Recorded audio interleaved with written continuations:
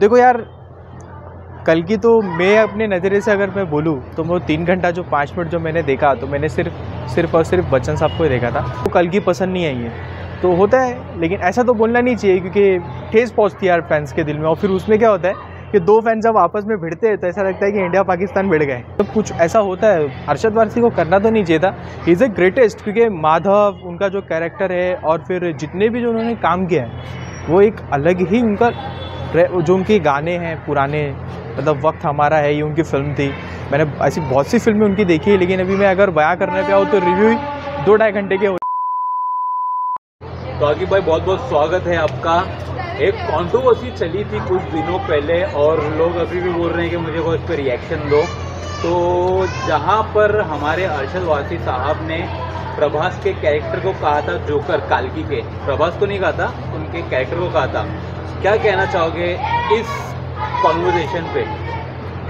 सबसे पहले मैं तो ये बोलना चाहूँगा कि वो भी एक सुपरस्टार है, ये भी एक सुपरस्टार है, ये बॉलीवुड के सुपरस्टार है। ऐसा कॉमेडियन बोलो, विलन बोलो, मतलब हर काम में अरशद वारसी सर फिट है।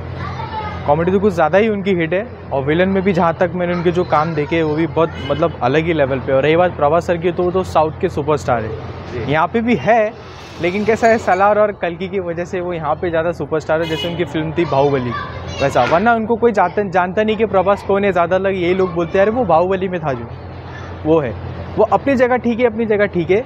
अब देखो यार, कल की तो मैं अपने नज़रिए से अगर मैं बोलूँ तो वो 3 घंटा जो 5 मिनट जो मैंने देखा तो मैंने सिर्फ और सिर्फ बच्चन साहब को ही देखा था।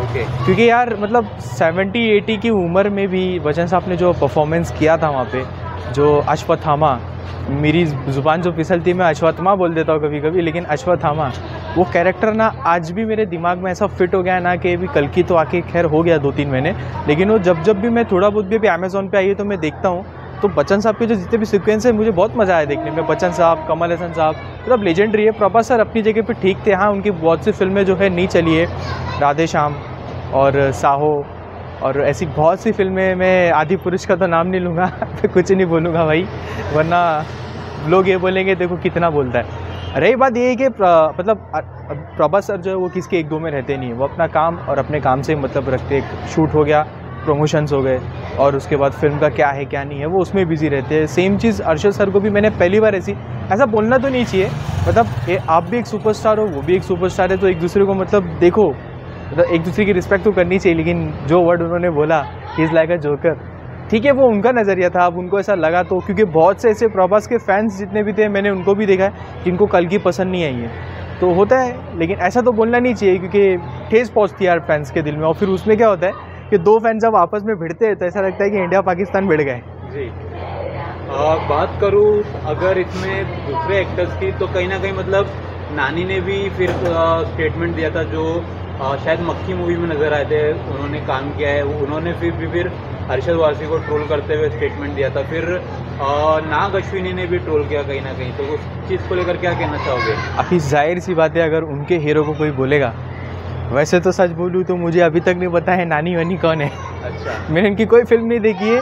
मक्की तो मैंने देखी, मुझे पता नहीं था कि वो नानी है कि नाना है कि मौसी है कि चाचा है, जो भी हो मुझे पता ही नहीं था। ये अभी ट्रेंड चालू हुआ है कि भाई साउथ की फिल्में डबिंग करके, पहले तो ये जो जर्नी लुक की चालू हुई है, ये नागार्जुन की जो मास आई थी ना, मास, वहाँ से ये डबिंग का सिस्टम चालू हुआ है लोगों का। मैंने तो वहाँ से ही देखा है, जो कि मैं देखता था सोनी मैक्स पे, वहाँ से क्रेज़ उठा है। वरना साउथ तो मुझे नहीं लगता कि पहले बॉलीवुड की कॉपियाँ क्या करते थे वो लोग। अब ऐसा हो गया कि बॉलीवुड उनकी कॉपी करता है और चल जाती है। कहीं ना कहीं वो लोग ये कॉपी करते हैं, उनकी चल गई, कहीं ना कहीं ये लोग उसकी कॉपी करते हैं, वो चलते रहता है। और रही बात नाग अश्विन सर, तो यार इतने बड़े डायरेक्टर है वो भी, अब इतनी बड़ी लोग ने पिक्चर दी है और सेकेंड पार्ट भी ला रहे, उसका भी अनाउंसमेंट कर दिया उन्होंने।